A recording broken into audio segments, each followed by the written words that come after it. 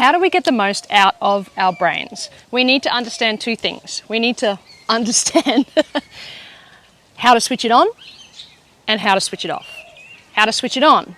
We do that really well. We know how to switch our brains on. Whatever kind of wakes us up, makes us feel more energized, you know, more focus, more attention, more productivity, how we can get through our day better. That is what is going to switch our brain on. What we really suck ass at is how to switch it off. If I ask you now, how do you switch your brain off? A lot of people will be like, oh, I really struggle doing that. Like I struggle sleeping, I struggle meditating, I struggle kind of getting my thoughts out of my head. So the switching off part is something that we need to learn more about. So that also comes into a little bit of intuition, because if you don't know how to read your body and the signaling that your body is trying to tell you, your body speaks to you constantly 24/7. If you don't understand the signals it is trying to tell you in that moment, you're going to struggle with switching your brain off because you've lost connection to this incredible intercommunication thing that is happening every single moment and every single minute. So I'm going to leave how to switch it on alone, because if you want to learn how to switch your brain on, look at every other single video I've ever created on the Eligned Brain Changing Movement platform, because that is how to switch it on.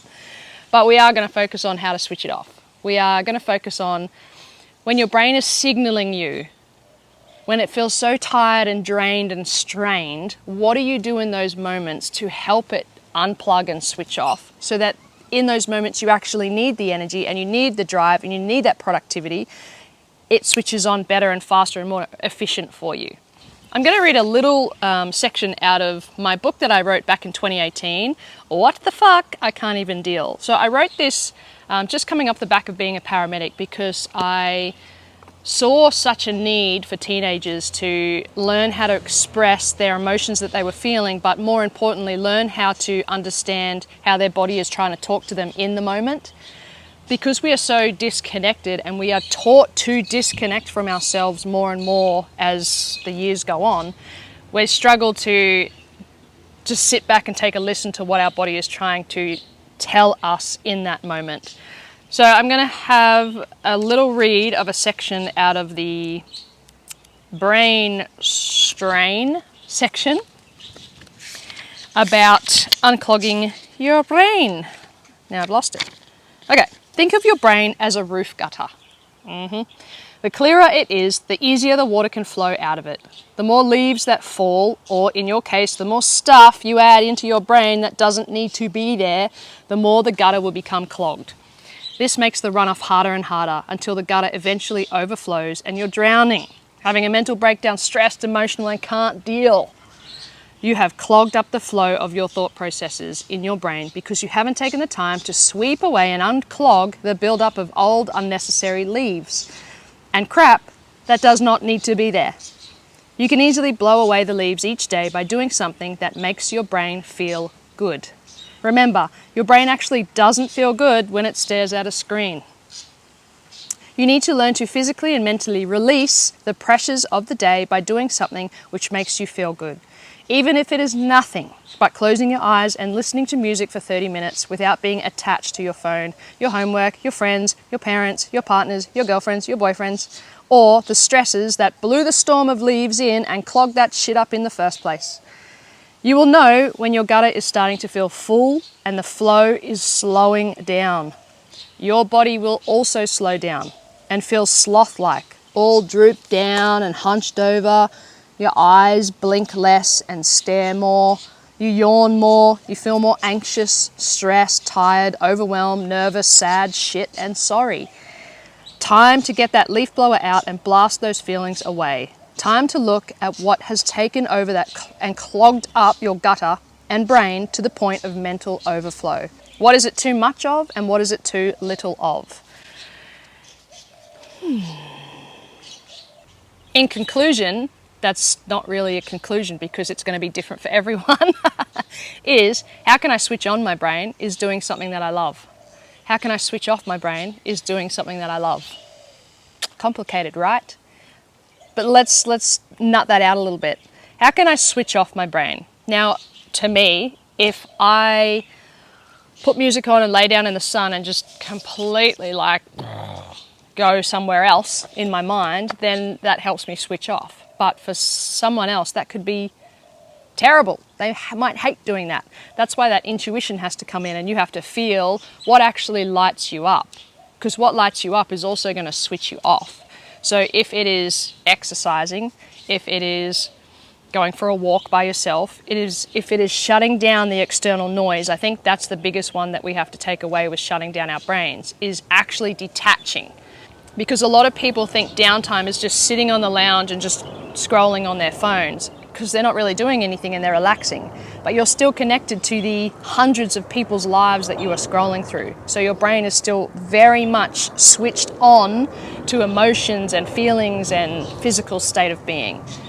So to switch off, we have to actually detach and switch off, first and foremost, from anything that powers up, like a phone, a computer, or another person speaking. Like these things, we don't want to hear anything or be attached to anything like that. We want to learn how to be in our own silence, in our own selves, without having to share it to the world. That's where kids, unfortunately, in this day and age, have got it really wrong. They think in order to achieve something, it has to be shown to someone else. Whereas if you can do something in the privacy of your own home, with yourself, without having to take a photo of it or video it or share it to the rest of the world, just for the satisfaction of yourself, that is switching off. That is doing something you love just for you. We need to do more of that. So I want you to write a little list down, perhaps, of things that you absolutely love and would do every single second of the day, and that lights you up, but also gives you energy back. It also allows you to rest in the moment, but charge up in that moment as well, so that you can then go and be more productive. A couple of my examples would be laying dead still in nature, just listening to the birds and looking up at the trees and just soaking the sun into my cells. That's me for sure every day. Number 2, for me, I love exercise, but it has to be at the right moment. I have to see why I'm exercising. Am I exercising because I feel like this, or need to achieve this or this? Because that's more switching on. Or am I exercising to switch off, like going for a gentle walk without my phone, just being in my own kind of presence? That's intuition that I keep talking about. Another example for me would be, I actually love helping people. So my job, when I'm switched on and I'm helping other people, it is also a form of switching off for me. Because if I see someone else thriving in their own skin, in their own cells, in their own bones, then I too feel accomplished and satisfied and like, yes, I can rest easy. I can put my head on the pillow easy at the end of the day. So it's just going to be a matter of you sitting down and going, okay, what switches my brain on? What do I love doing? How do I feel more energized? What drains my brain? And actually go across. What now drains my brain? What situations do I feel that are actually blowing my candle out? Who blows my candle out? What environments blow my candle out? Because these are brain straining. They're going to brain strain you at the end of the day. So definitely don't use those situations to try and relax at the end of the day. And I always come back to it, but the more that you take time with yourself alone in your own thoughts, the more that intuition will grow. So the more you can actually have a conversation with yourself and be like, wow, I feel really tired today. What do I need? And instantly something will pop up. Do you know your intuition is the first 3 seconds? And then anything longer than that is where your brain and your ego starts kicking in. So usually you'll get like I would just love to go for a swim, but I can't because I don't have enough time. So that first 3 seconds of, I would just love to go for a swim, is your intuition kicking in going, hey, this is exactly what you need to light yourself back up, to re-energize, to power you up in good, positive ways. I just gave you the answer, but then you're going, but I don't have time and I can't do it. And maybe I'll do it this afternoon. Is there that balance that we can go, no, I might just move something around so I can quickly go for a swim in the ocean and then I'll do the thing that I was going to do before that. I promise you, if you start listening to that intuition and you start having a dialogue and conversation with your mind, body and soul, You will know every single day and every single moment how to get more productivity and get more out of your brain. How to switch it on faster, how to switch it off. I'm tired, I need to do this.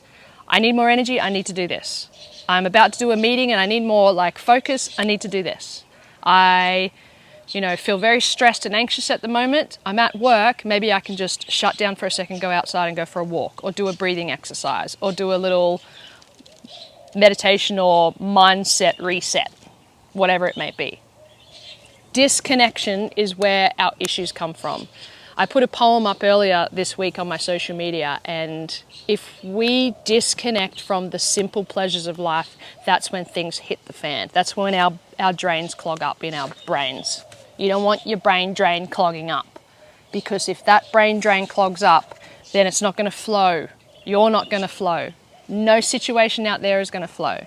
So hopefully that leaves you with a little bit of thought today. How can we get the most out of our brain? You need to learn to switch it on, and what tools and trades switch it on, and you need to learn how to switch it off. And that's the hardest one that people really struggle with. So find some tools and techniques to learn how to switch your brain off, because that will serve you in the long run, both mentally, physically, emotionally, spiritually, energetically, and productivity will all increase better when you know how to switch your brain off. And if you liked that little bit from here and you've got kids that need to learn a little bit more about how to deal with our emotions, I'll read the back of it for you. What the fuck is WTF is your first step, your starting point. It is your checklist and emotional manual that will help you to answer all of those questions and feelings tumbling around in your head.